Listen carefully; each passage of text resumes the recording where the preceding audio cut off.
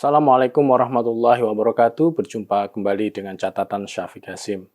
Hari-hari ini marak keinginan organisasi Islam mainstream untuk mempersoalkan kembali keberadaan pesantren Az-Zaitun. Setelah media menyiarkan pesantren ini melakukan sholat Idul Fitri dengan model saf yang tidak lazim. Dengan ini kabar soal pesantren Az-Zaitun yang sudah lama tidak terdengar, menjadi terdengar lagi. Organisasi mainstream Islam Indonesia ini rata-rata menginginkan agar pesantren Az-Zaitun diberi label sesat. Ponpes Az-Zaitun ini memang ponpes yang kontroversial. Banyak orang yang curiga karena pesantren ini dibangun dan diketuai oleh Panji Gumilang. Orang mengaitkan sosok Panji Gumilang dengan gerakan negara Islam Indonesia. Wakil Presiden Kiai Haji Ma'ruf Amin merasa terusik dengan kabar jika pesantren Az-Zaitun menyanyikan lagu Israel dan Salam Yahudi. Panji Gumilang harus dipanggil Kemenak dan MUI untuk diminta klarifikasi. Klarifikasi bisa saja dilakukan, apalagi oleh Kemenak sebagai wakil pemerintah.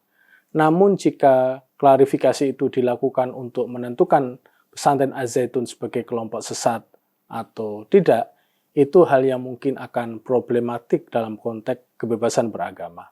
Pemerintah yang seharusnya netral lalu menjadi tidak netral untuk semua kelompok keagamaan.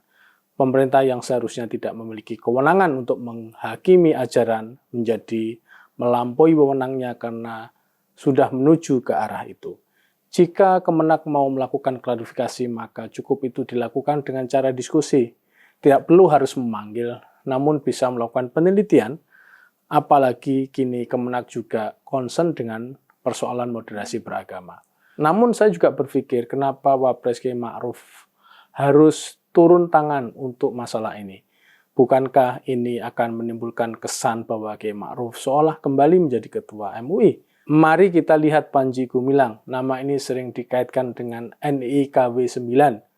Kata sebagian sumber Abu Toto, nama lain dari Panji Gumilang, dianggap sebagai tokoh yang sangat berhasil melakukan rekrutmen dan penggalangan dana untuk kepentingan NII. Sebagian kalangan beranggapan jika melalui Az-Zaitun inilah rekrutmen dilakukan dan penggalangan dana dikonsolidasikan. Jika ini yang terjadi, maka selayaknya Az-Zaitun bisa ditangani melalui cara lain. Misalnya melalui hukum yang menyatakan jika penggalangan dana dari masyarakat itu harus mendapatkan izin yang jelas dari pemerintah.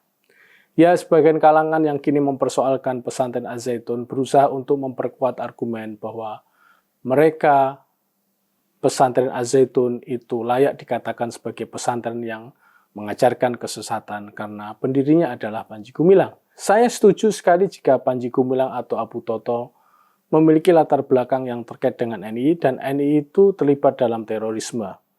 Namun apakah latar belakang Panji Gumilang yang demikian ini lalu digunakan untuk menggugat kembali keberadaan pesantren Az-Zaitun sebagai pesantren yang sesat dengan cara yang selama ini sering dan sudah dilakukan? Cara apa itu? Mengadili pesantren Az-Zaitun melalui fatwa sesat oleh Majelis Ulama Indonesia.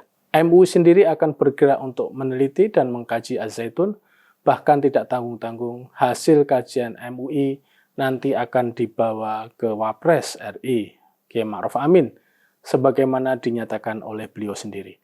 Apakah tidak pernah ada klarifikasi pada Az-Zaitun? Jawabnya pernah, dan Kemenak pernah melakukan riset yang cukup intensif atas Az-Zaitun. Dilihat dari keberadaan Az-Zaitun yang ada sampai sekarang, nampaknya pesantren ini tidak apa-apa. Bahkan pada tahun 2011 Surya Dharma Ali, Kemenak saat itu merasa kesulitan untuk mengaitkan Az-Zaitun dengan gerakan NII-KW 9 yang identik dengan gerakan terorisme di Indonesia. Ketika masalah sholat Idul Fitri yang mencampurkan laki-laki dan perempuan dalam barisan salat yang tidak terpisah, maka itu pun oleh Kemenak setempat dianggap tetap tidak menyimpang.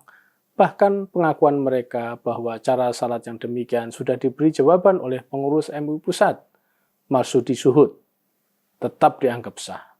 Namun pernah suatu saat, Az-Zaitun ini dianggap sebagai pondok pesantren yang modern dan mandiri dan tidak lagi dicurigai. Banyak orang bicara Panji Gumilang sudah insaf dan membangun pesantren ini benar-benar untuk masyarakat.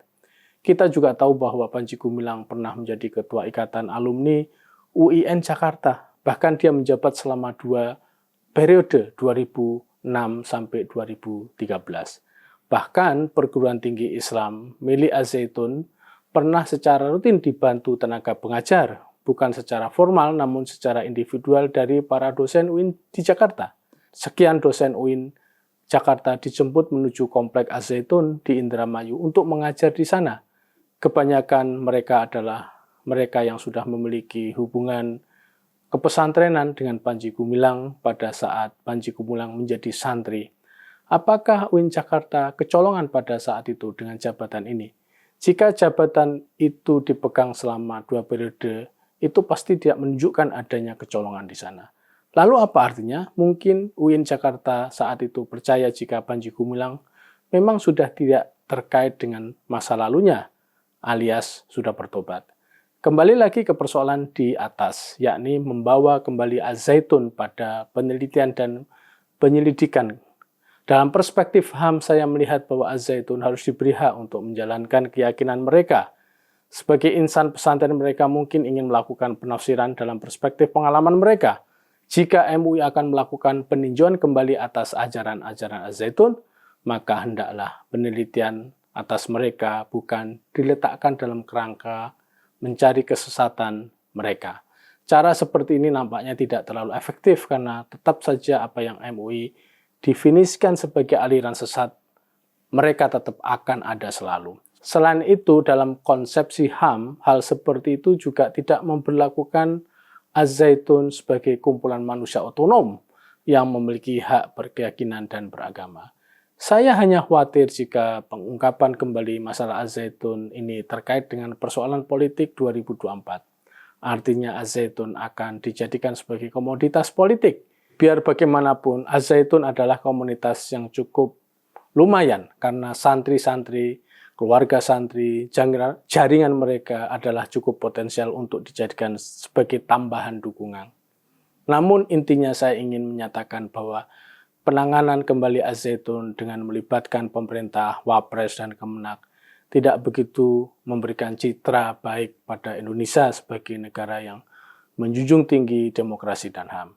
Penanganan Az-Zaitun sebaiknya tidak dikaitkan dengan unsur keyakinan keagamaan mereka. Jika ditemukan indikasi Az-Zaitun melanggar undang-undang terorisme atau undang-undang lainnya, maka itu layak untuk dijadikan landasan mempersalahkan kembali mereka. Sebagai catatan, pemerintah kita harusnya tidak mudah untuk mencampuri urusan keyakinan dan keagamaan masyarakat. Serahkan saja masalah itu kepada masyarakat sendiri dan posisi pemerintah cukup menjadi fasilitator yang adil bagi mereka. Demikian, wassalamualaikum warahmatullahi wabarakatuh.